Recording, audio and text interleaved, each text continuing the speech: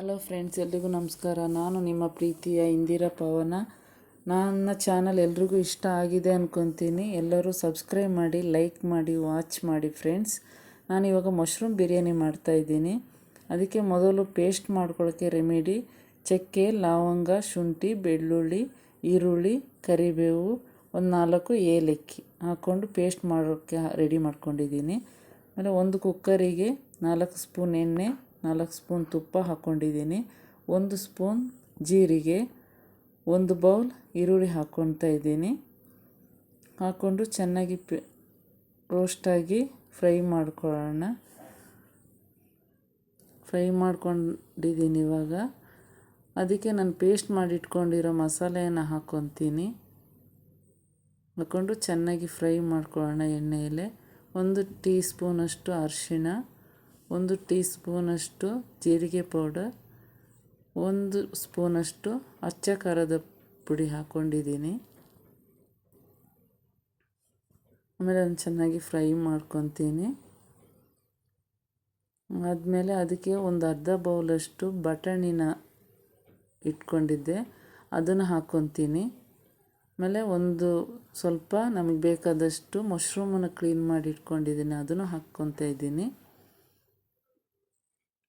ಆದಮೇಲೆ ಚೆನ್ನಾಗಿ ಫ್ರೈ ಮಾಡ್ಕೊಳ್ಳೋಣ. ಅದಕ್ಕೆ ನಮಗೆ ಟೇಸ್ಟಿಗೆ ತಕ್ಕಷ್ಟು ಉಪ್ಪು ಹಾಕ್ಕೊಳ್ಳೋಣ. 1 ಸ್ಪೂನ್ ಹಾಕ್ಕೊಂಡಿದ್ದೀನಿ.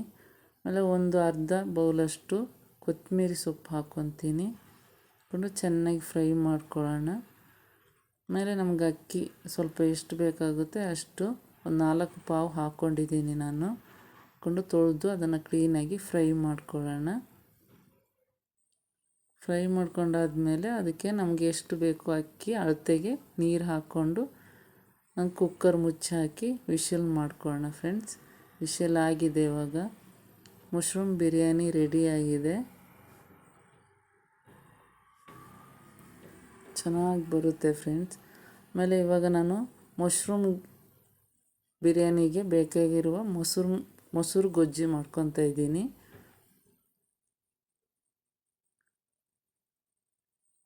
ಅದಕ್ಕೆ ಮೊಸರು ಒಂದು ಅರ್ಧ ಲೀಟ್ರಷ್ಟು ಮೊಸರು ಹಾಕ್ಕೊಂಡಿದ್ದೀನಿ.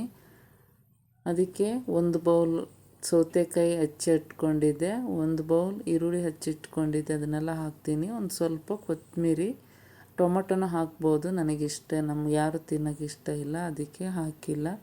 ನಮ್ಗೆ ರುಚಿಗೆ ತಕ್ಕಷ್ಟು ಉಪ್ಪು ಹಾಕ್ಕೊಂಡು ಚೆನ್ನಾಗಿ ಮಾಶ್ ಮಾಡ್ಕೊಳ್ಳೋಣ. ತಿರುಗಿಸಿ ಆದಮೇಲೆ ಮಶ್ರೂಮ್ ಬಿರಿಯಾನಿ ರೆಡಿ ಆಯಿತು ಫ್ರೆಂಡ್ಸ್.